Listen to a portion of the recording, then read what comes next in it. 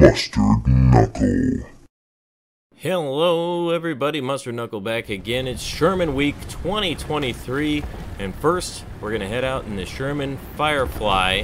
This thing is amazing, great story behind it. We'll get into the history, gameplay here, and any tips or thoughts or anything that come up along the way. But this fight, notice the two hatches on top. We'll mention that later, but remember there's two hatches up there, not just one. And we're gonna go get into this battle and see what happens. So the start of this is obviously just a normal Sherman, and it's gonna be one of those games where I'm not gonna mention what happened earlier. So this is the start of a new game. As far as all of us are concerned, nothing happened. There's nothing to see here. I did not have a horrible time in the Avenger earlier in the game, and we will not pass my dead hull over here from earlier in the game. So just keep in mind. Moving on from there, so the Firefly. Let's see if we can get this guy. I think it's the guy that got me. There we go. Nice. Is that me right there? No. Oh, there's me right up there. That's my dead corpse sitting right there. Alright, we'll wait for this guy to come around the corner. Anyway, so the Firefly, this thing started when, you see how long that barrel is, wow. This thing started when it was realized the Panther and the Tiger were significantly outmatching the 75mm Shermans, the normal ones. So the project was undertaken to start trying to figure out how to put a bigger gun in there. Now, what's interesting is the government, obviously it gets political, as it frequently does. The government hated the idea of trying to spend time, resources, money trying to figure out how to put a 17-pounder in here, because they had the Challenger. I'm just going to indiscriminately fire these in here. They had the Challenger and the Cromwell coming up, so they wanted to continue with those projects. So at the beginning they said no, and they actually canceled the project. Well, there were a couple guys that really thought this was important. So nice, that was kind of a lucky extra couple shots there. They thought this was pretty important, rightfully so. So they said, you know, we're going to continue this on our own. So these two guys, maybe more, started working on this project because they knew about the gun. They really liked the Sherman in general, and they liked that it was already in service, available, ready to go. So they said, okay, we need to figure out how to do this.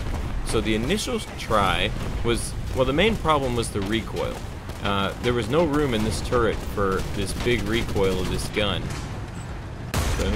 Yes. This gun has a 40-inch recoil. When it fires, it goes back over 3 feet. So how are we gonna make room for this? This is gonna be a challenge all by itself. So the initial attempt, wow, that's a lot of fire. The initial attempt, oh, that would have been handy. Let's see, one more, come on. Here we go, Tiger versus Firefly. This is exactly what it was all about right there. The regular 75mm Sherman could not do that. Well, maybe from that range it could. But in general, the 75mm Sherman had a horrible time with Tigers and Panthers, which is why this whole thing started.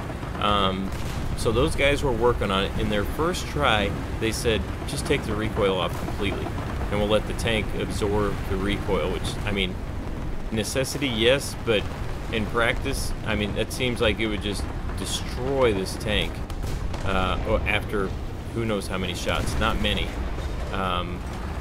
It seems like it would just fall apart. Steel on steel, big boom, that seems bad.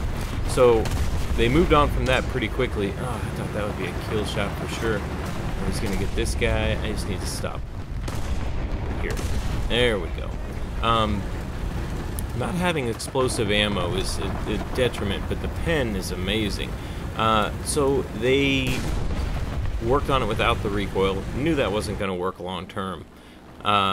And then they started trying to figure out, you know, how to do it. Well, in the meantime, they got notification that that was an official attempt, and they got notification from the government that they wanted them to go ahead and stop doing that. Stop trying to figure out how to put that big old gun in here, because we got the Challenger and we got the Cromwell coming out. Well, in the meantime, it turned out that the plan for putting this high-velocity 75mm gun into the Cromwell. I think it was the Cromwell, honestly. I know it was the Challenger, but I can't remember the other one. It was either the Cromwell or the Comet, but I think this is too early for the Comet. Not sure. Anyway, so as they were building that, I'm straight down, oops. As they were building that, they realized that the turret in the Comet or the Cromwell wasn't wide enough for this gun. So that wrecked that. The Challenger kept having delays, and so these guys said, well, we're just going to keep going on this on our own. And they battled it out with the government and used kind of their contacts, again, political contacts here. They used their contact, he's looking backwards, to get permission to really restart the project. And that's what they did. They started this thing up on their own, and they worked their way through it big time. And what they ended up doing to make this work was they tipped the gun over on its side, the whole cannon, because the Challenger with that big tall turret, let's see, that big tall turret was meant to be loaded from the top. Now there's not room, the turret's not tall enough, and you don't want it to be that tall. So they tipped it on its side, they turned it over 90 degrees, and then the loader ends up on the left side and loads from the left. They removed the whole machine gunner because there was no room for all this ammo anymore. Because this 76mm ammo was way bigger than the 75mm. So they had to fix that. Then the loader couldn't get in and out of the tank. So they had to put, guess what, the extra hatch. Man, this is going crazy. These shots are so easy, they're driving right into me. I can't believe it. That's where that extra hatch comes from on the left side there. So the loader can get in and out of the tank easily and around the breach. Because when he had to go in the one side, he had to climb around the breach, and it was a total pain. It was like a death trap for him. And there's this guy sitting over here. Let's see if he fires. Fires or moves. No, he's moving. So they had to add that to make it a little bit more practical for him to get in and out. And so they tipped the gun on its side, and instead of one big long recoil mechanism, they added two of them. So they basically cut it in half and put one on either side. So same amount of recoil ability, but just half the size. I'll just put one in there for good measure. Half the length. So then that would fit. So they tipped it on its side, cut the recoil mechanisms in half, added one to either side, and now you got a working gun platform.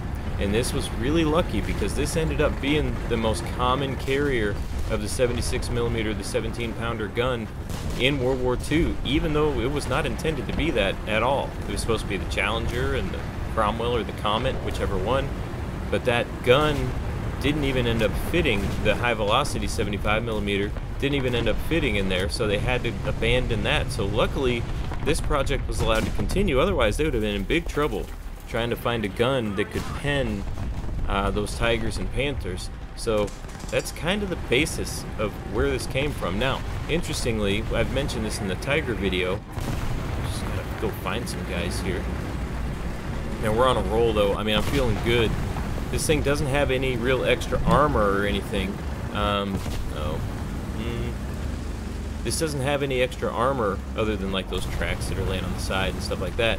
So it can't really take hits at this tier from any. Now look at that short gun on the front. See how short that is? Uh-oh. Bombs.